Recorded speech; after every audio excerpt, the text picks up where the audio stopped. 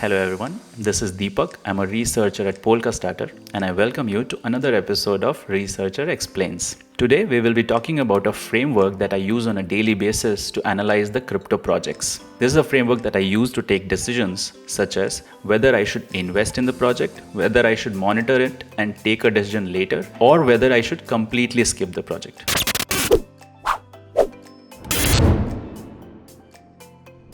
So now let's talk about the framework itself. There are 6 different components of my framework. The first one is trying to understand what is the problem that the project is trying to solve. You need to understand the problem in detail, and also another thing that you need to focus on is what is the opportunity associated with this problem. Why? If the problem they're trying to solve has a big opportunity, the project can theoretically have a higher market cap and can give you a very good return over a long period if they're able to achieve it. To look at the market opportunity, you can look at different companies that operate in a similar segment. These can be large scale companies or small scale companies, and try and see what their market capitalizations are. A good tip from my end would be to read the white paper in detail and try and also understand what is the economic value, and then try and evaluate many other companies that operate in that same segment through websites such as CoinGecko, CoinMarketCap, Masari, CryptoRank, and so many others that are available. The second component is essentially trying to understand how good is the team. There are many questions that I typically try and answer when I'm evaluating this component. A few of them are the team members, the core team members, really experts in the field they're trying to build a product in? Have they built an exceptional or an amazing product or service in the past? Is this their first project together? How long have they been working together in this project? How good were they academically? And lastly, the subdomain leaders like CMO or CTO, they need to be an expert in their own verticals, right? You don't want a salesperson to be the CTO of the project, right? So these questions essentially will help you understand whether you should invest in the team. Do you think this team has what it takes to deliver a good project over a long period?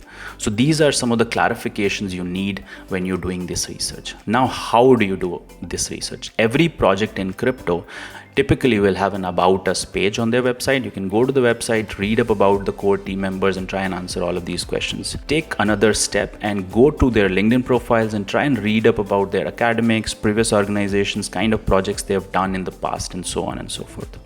Also, you can read up articles published by news agencies or VCs that they have been backed by. The third component of the framework is token economics. This is more like a tactical component which can change over a period of time based on the inputs that the team gets from partners, investors, community members, and advisors. But there are a few things that you always should keep in mind when you're evaluating token economics. The first one is valuation. Is it valued high or low compared to similar projects? For instance, you don't want to invest in a project that is launching in a saturated market with high valuation. An example could be, I would not want to invest in a DEX right now because the market is saturated if the DEX is launching at a high valuation. My decision may change if the valuation is super low, like 5 million, 6 million, and then of course you need to look at other components. The second component within this token economics part is looking at prices of different rounds. The thing to keep in mind is you don't want to be buying a token at 20x or 50x the price of the previous round. The third component is supply or vesting schedule. Now, the only thing that you need to keep in mind here is you don't want to be buying a token that is going to have a lot of sell pressure in the coming months or years. A great point to enter into any project can be at IDO time, where the projects have typically longer vesting schedules for investors, teams, and so on. In an ideal case, I would say there are 4 or 5 things that a good project should typically have. A longer vesting schedule for team, typically at least 1 year lockup. A longer vesting schedule for investors. It should take up a lot of time between different rounds. It shows that the project is, or the team is really focused on delivering the project and not just raising funds. The complete vesting of tokens typically should be slow and span over 4 to 5 years. then they also should have a good community incentive mechanism so that they can build community, and community should be rewarded for using the platform. Most of the projects will provide all of this information in the token economics section in the white paper. You can also find some of these details in the pitch decks of the projects. A good tip from my end would be engage with the core team on their community channels, such as a Discord server or a Telegram or a Slack, whatever it may be. A good team always listens to the feedback that is provided to them by investors, advisors, partners, or the community. So now let's talk about token economics with an example. I have opened up a web page on CoinGecko. I'm studying illuvium project whose current price is $57.65. So important things that we want to understand is what is the maximum supply.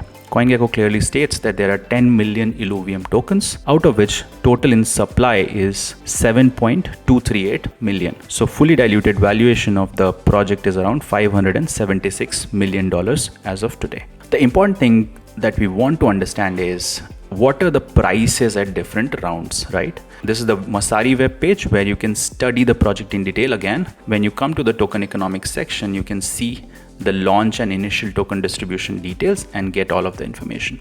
So what we see is in the pre-seed sale, the price of the token was $1. In the seed sale, the price of the token was $3. And in the balancer liquidity bootstrapping pool, the average price of the token was $38, given they raised 38 million and sold 1 million ILV tokens. Now we know the maximum supply is 10 million, so it puts the project valuation at $380 million at that time, right? Let's reiterate a few things. The pre-seed sale investors are up 57 times. They bought the token at $1.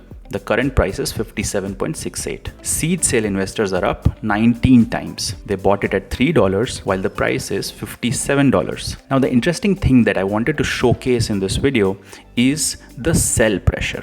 Now, if you look at the token circulation that Messari is showcasing here, we see that there were only 1 million tokens during most part of 2021 and also till March 15th. That's when the unlock started to happen. When the vesting started, and the total duration of this vesting is essentially over a period of 1 year. So by March 14th, 2023, there will be 6 million tokens of illuvium out in the market, essentially meaning 5 million ILV tokens are going to be supplied into the market, which will create 5 million into $57. That is the amount of sell pressure that ILV will be facing, part of which is already released because we are already in September. So by September, their essential total supply should have been 3.5 million, but what we saw on CoinGecko, it's around 7.2 million. But there is still 3.5 million tokens or 2.5 million tokens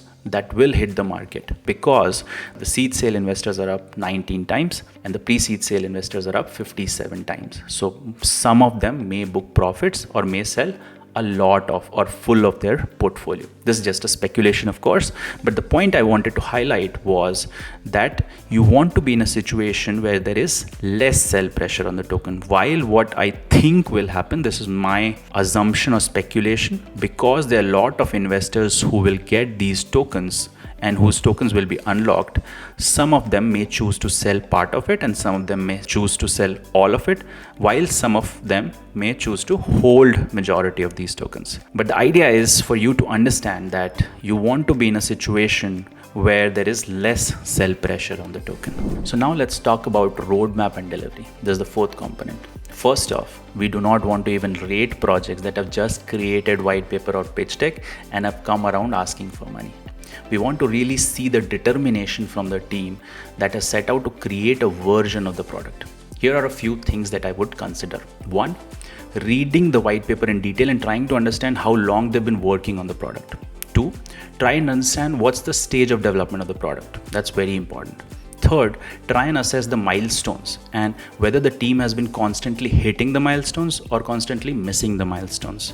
We have seen a lot of projects that fill up the roadmap and delivery component with stuff like creation of white paper, creation of token economics, raising of funds, private round, and so on and so forth. These are important aspects, but what we are really also trying to evaluate in this section is execution power of the team. So let's talk about the fifth segment, communication. Communication is super important. You really need to evaluate different kinds of communications that the project team is doing across its social media and blogs and community channels. There are two kinds of communications that I can think of many projects doing these days. One kind is where the communication is predominantly based on pricing, and the price is mooning, and the communication is focused predominantly on everyone making a lot of money and things like that. And then there are second kind of companies which focus a lot on product related updates, trying to inform the community, investors, partners about what progress they have made in terms of product, in terms of team, and in terms of the overall community. They also focus a lot on capturing feedback from the community or the product users. If they've launched a version of the product, it's important to gather feedback from the community. So we really want to be with the second group, which is focused on informing the community, partners, investors, and at the same time trying to get feedback from the users when they're launching any milestones. So the last component is partners and advisors. We really need to see two things. One, the partners or advisors that the project has, are they adding value to the project? A few examples could be, if they have an amazing security expert in the advisory board, that person can really help them solve a lot of security issues, can potentially prevent a lot of hacks. If they have a great salesperson as advisor, that person can bring in millions of people to the project. If they have a centralized exchange as partner, that centralized exchange can do a lot of things, including listing the token on the platform. If they have a market maker can help them market make when they're launching the token, right? So there are multiple different kinds of advisors or partners that really add value. The second thing that we need to be careful about when we are reviewing this aspect is whether the project is giving any sort of false information. There are a lot of times where we see projects give information such as Ethereum is a partner to them or Chainlink is a partner to them, where they're just using the service that Ethereum or Chainlink is providing. So this is it. I've shared now my toolkit that I use to evaluate crypto projects on a daily basis. I hope it was helpful, and I hope you can use it in your own framework depending on your knowledge, your interests, your risk profile, your strategy of crypto investments. If you've liked the video, please give it a thumbs up and also subscribe to the channel so that you get informed when the next video is up. Thank you.